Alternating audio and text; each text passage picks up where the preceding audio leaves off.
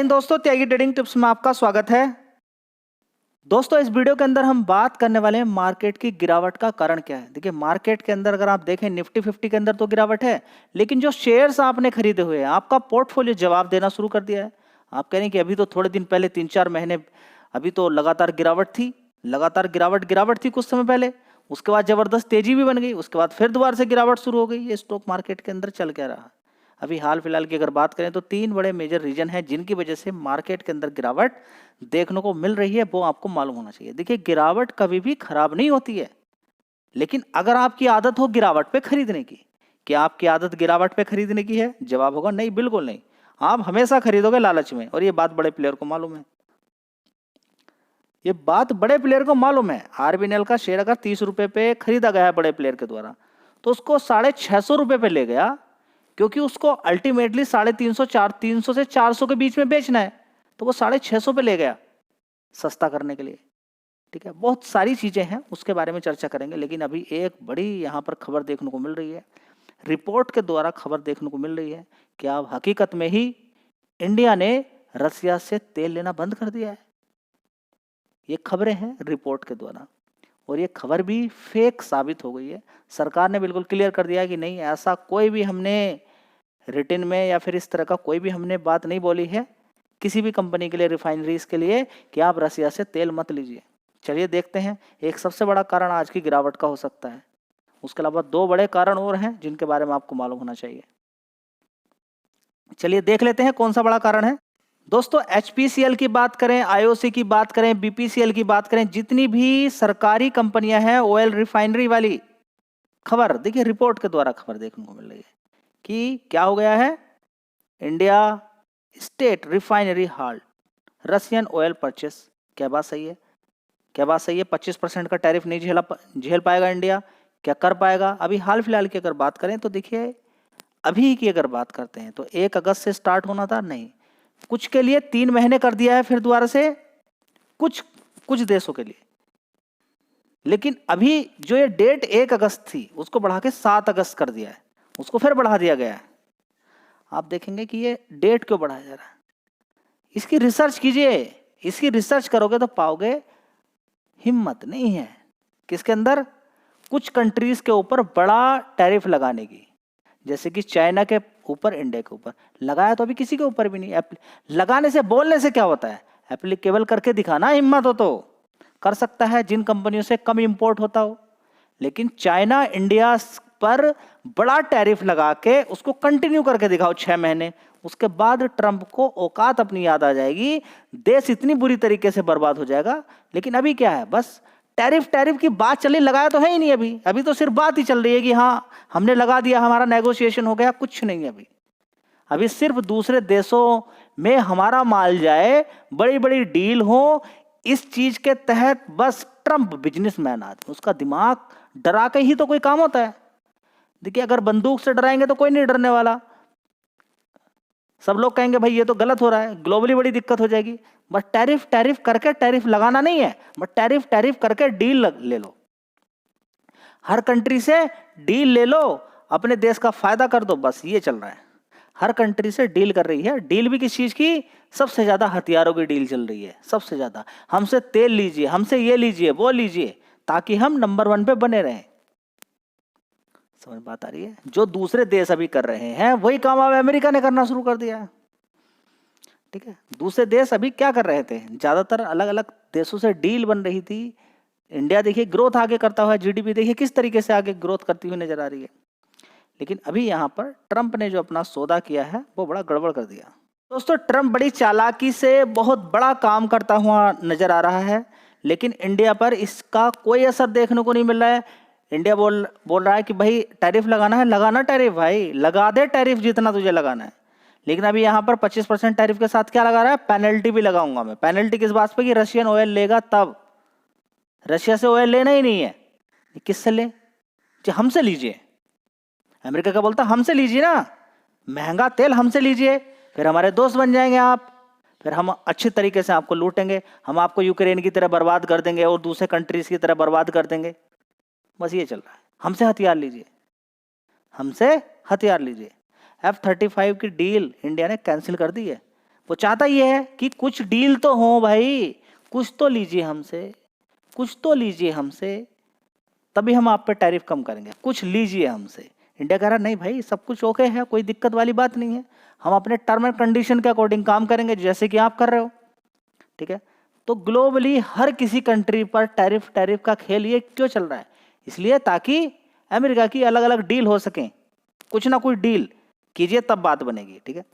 तो क्या ये बात सही है, कितनी सही है कितनी नहीं है, ठीक है, वो तो अब समय बताएगा। फिलहाल ये जो बातें देखने को मिल रही है यहाँ पर सब ये रिपोर्ट के थ्रू है, और सरकार ने यहाँ पर बिल्कुल क्लियर कर दिया है कि भाई ये इस तरह की कोई बात नहीं है। दोस्तों क्लियर है यहाँ पर, Donald Trump tariff impact state run oil refinery stop Russian crude oil purchase in spot market, याद रखिएगा स्पॉट मार्केट, गवर्नमेंट से नो इंस्ट्रक्शन गिवन, गवर्नमेंट ने बोला हमने कोई इस तरह का इंस्ट्रक्शन नहीं दिया है, ठीक है, ये सिर्फ रिपोर्ट्स के द्वारा खबर देखने को मिल रही है। तो बात यहाँ पर यह है कि अभी हाल फिलहाल में क्या है कि कोई भी प्राइवेट कंपनी नहीं है, जैसे कि रिलायंस इंडस्ट्री की बात करें, नायरा की बात करें, ठीक है, वो अभी भी खरीद सकती हैं जिन्होंने लॉन्ग टर्म का यहाँ पर रखा हुआ है। फिलहाल देखिए यहाँ पर खबरें अभी इस तरह की देखने को नहीं मिल रही है। अभी यही है कि क्या पेनल्टी लग सकती है, क्या आगे कुछ बढ़ सकता है, कुछ खतरा आगे देखने को मिल सकता है, उस चीज़ की वजह से मार्केट के अंदर दबाव प्रेशर देखने को मिल रहा है, ठीक है। तो सबसे बड़ा रीज़न यही है आज कि जो खबर देखने को मिल रही है कि हम अब ऑयल नहीं लेंगे यहाँ से, या फिर आगे कुछ देखने को मिल सकता है। देखिए अब आगे का कुछ नहीं पता है क्या है, कितनी सच्चाई है इस खबर में। फिलहाल सरकार ने तो अभी मना कर दिया, आगे क्या होगा वो समय बताएगा। तो होता क्या है कि देखिए सरकार यहाँ पर यही बोल सकती है कि government says no instruction given, हम नहीं दे रहे इंस्ट्रक्शन, इस तरह का कोई हम इंस्ट्रक्शंस हमने नहीं दिए हैं, लेकिन हाँ वो आगे मन है उनका जितनी भी रिफाइनरी हैं कि वो रसिया से ऑयल लेंगी या नहीं लेंगी। उनको जहाँ पर सस्ता पड़ता है, हो सकता है कि डिस्काउंट जो पहले रसिया दे रहा है वो अभी नहीं दे रहा हो, कुछ भी हो सकता है। फिलहाल आगे देखते हैं क्या सारी चीज़ें देखने को मिलेंगी। दोस्तों अनसर्टेनिटी का माहौल तो बन ही जाता है जब इस तरह के रिस्ट्रिक्शंस लगते हैं। देखिए होता क्या है जब रिस्ट्रिक्शंस लगते हैं, यार ये लगे रिस्ट्रिक्शंस, तो देखिए लगा तो ग्लोबली सारी देशों के ऊपर है, कोई बचा नहीं है। हाँ किसी पे कम किसी पे ज़्यादा लगा है, किसी पे कम किसी से ज़्यादा लगा है, और ये सिर्फ एक देश के लिए है। सारी बातें एक देश के लिए है, सिर्फ अमेरिका के लिए। ऐसा नहीं कि और दूसरा कंट्री इस तरह की हरकतें पैदा कर रहा, नहीं, सिर्फ अमेरिका। अब यहाँ पर एफआईज, मैं इसको इतना बड़ा रीजन नहीं मानता हूँ, ये सारी चीज़ें चलती रहेंगी। कोई बड़ा यहाँ पर टैरिफ लगने से अमेरिका का नुकसान होगा और कोई खास किसी का नुकसान होने वाला नहीं है। चाइना ने तो क्लियर बोल रखा कि आप लगाइए ना, आप लगा सकते हैं लगाइए, और फिर उसके बाद देखिए कि आप किस तरीके से रोने वाले हैं। फिर उसके बाद देखिए किस तरीके से रोने वाले हैं। टैरिफ लगाइए, ज़बरदस्त लगाइए, आप जितना लगाना चाहते हैं, ठीक है। तो चाइना किसी तरीके से डरता हुआ नजर नहीं आ रहा है। टैरिफ का खेल चल रहा है सिर्फ दिखाने के लिए, सिर्फ मजाक या रूप में चल रहा है। अभी भी 7 अगस्त तक हो गया और ये कोई काम नहीं करने वाला है, क्योंकि इतना बड़ा टैरिफ यहाँ पर सिर्फ डील का सौदा चल रहा है। डील जैसी हो जाएगी सारी चीज़ें ओके हो जाएंगी, ठीक है। यहाँ पर देखेंगे एफआईएस की बात करते हैं, तो देखिए 5,500 करोड़ का माल कल इन्होंने बेचा है। तो ये सबसे बड़ा रीजन मुझे लगता है कि जो बड़ा प्लेयर है जो माल बेच रहा है उसकी वजह से गिरावट देखने को मिली है। नहीं तो इजराइल की बात करें, रसिया यूक्रेन की बात करें, कितनी बड़ी लड़ाई और सारी चीज़ों को झेलता हुआ मार्केट ऊपर चलता चला गया, ठीक है। तो बड़ी गिरावट हुई थी, 70-70, 50-50% शेयर गिरे हुए थे नीचे की साइड में। उस समय बड़े प्लेयर ने माल खरीदा, अब वो बेच रहा है, निकाल रहा है, तो शेयर गिर रहे हैं। आप देखेंगे जबरदस्त गिरावट देखने को मिल रही है शेयर्स के अंदर। अगर आप कोई शेयर्स उठा के देखें जिसके रिजल्ट्स कमजोर आ गए, एक रीजन यहाँ पर ये भी है कि एफआईएस का तो रीजन है, तो यहीं पर सारी चीजें छिपी रहती हैं कि नीचे की साइड में बड़े प्लेयर ने खरीदा, ऊपर की साइड में बेच रहा है, जिसकी वजह से शेयर गिर रहा है। दूसरा रीजन आ गया। चलिए तीसरा सबसे बड़ा रीजन है, बहुत सारी कंपनियों की अर्निंग बड़ी खराब आ रही है, अर्निंग में मजेदार नहीं आ रही है, या तो फ्लैट आ रही है या कमजोर आ रही है। और लगातार मैं आपको दिखा रहा हूँ कि कितनी सारी कंपनियां हैं जिनके रिजल्ट्स अच्छे नहीं आए हैं और धीरे धीरे करके उनके अंदर गिरावट देखने को मिल रही है, ठीक है। तीसरी यहाँ पर अगर बात करते हैं, एक ये रीजन हो गया कि बड़ी गिरावट यहाँ पर देखने को मिल रही है। तो दोस्तों रिस्ट्रिक्शंस यहाँ पर कहीं लग ना जाए, कहीं देखिए अमेरिका माना क्या, ईरान पे भी लगा के रखा हुआ है। ईरान से हम ऑयल ले रहे थे, ठीक है, तो उस पर भी रिस्ट्रिक्शंस लगा दिया कि ये वाली कंपनियां जो इंडियन कंपनी थी उन पर भी रिस्ट्रिक्शन लगा दिया। तो अमेरिका मान कर रहा है, यहाँ पर इंडिया ने ही बोला है कि हम F-35 जो डील है आपकी F-35 के लिए डील रद्द करते हैं, इंडिया भी कर रहा है, ठीक है।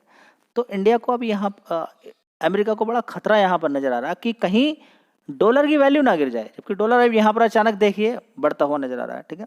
तो अब यहाँ पर देखना, यहाँ पर ये होगा कि ट्रम्प यहाँ पर पुतिन मानने के लिए तैयार नहीं है बिल्कुल भी, लेकिन ट्रम्प को कोई असर पड़ने वाला नहीं है। यूक्रेन पूरा खत्म होने के लिए तैयार है, और ये खत्म कौन करा रहा है? अमेरिका।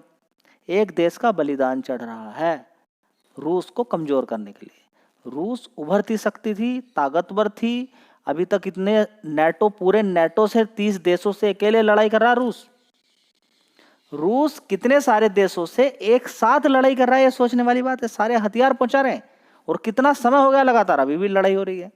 लेकिन अभी इंडिया तेल ले रहा है, चाइना तेल ले रहा है, तो लड़ाई चल रही है, ठीक है। लेकिन अगर अब तेल लेना बंद कर दिया और रूस को और जबरदस्त कोई दिक्कत परेशानी अगर कुछ हुई और उसको लगा कि भाई अब रूस ही नहीं रहेगा, तो फिर कोई नहीं, फिर तो भाई बात बढ़ जाएगी जबरदस्त। फिर ट्रम्प बैठ जाएंगे साइड में, फिर ट्रम्प का नहीं, रुको, ना तो टैरिफ है ना कुछ है, बस अब जो करना है यूक्रेन पर कब्जा कर लीजिए आप। फिर ट्रम्प कहेंगे नहीं भाई परमाणु बम नहीं भाई, नहीं रुक जाइए, अभी बड़ी दिक्कत हो जाएगी भाई, बहुत ज़्यादा पॉल्यूशन फैल जाएगा, ठीक है। नहीं करके सारा काम हो जाएगा, बस जैसे ही बड़ा कुछ मिसाइल बढ़ती है, ठीक है। तो अभी इसको बढ़ाया जा रहा है। एक इंसान को जो इतने परमाणु बम उसके पास हैं, उसको अभी परेशान किया जा रहा है ज़बरदस्त, इतने रिस्ट्रिक्शंस ये लगा के वो लगा के, और उसके साथ में जहाँ कहीं से उसको प्रॉफिट अगर हो रहा था, चाइना और इंडिया पर भी रोक लगती हुई नजर आ रही है। ये कुछ नहीं हो रहा है, मैं आपको हकीकत बता देता हूँ, ये कुछ नहीं है। पूरे यूरोप को भी ख़त्म करना है। यूरोप के जो देश आगे बढ़ रहे थे, आराम से उनको तेल गैस सारी चीज़ें मिल रही थी, रसिया से वो लड़ाई करनी है, बढ़ानी है। ये लड़ाई चाहते तो बंद हो सकती थी, लेकिन नहीं, इस लड़ाई को ज़बरदस्ती आगे बढ़ाया जा रहा है ताकि रसिया को परेशान किया जा सके। और ग्लोबली सारा कुछ देखने को यहाँ पर मिल रहा है कि किस तरीके से ज़बरदस्ती अपने अकॉर्डिंग ही पूरे ग्लोबली मार्केट को घुमाने की कोशिश की जा रही है। तो ये कुछ रीजन थे, आपको मालूम होना चाहिए। धन्यवाद।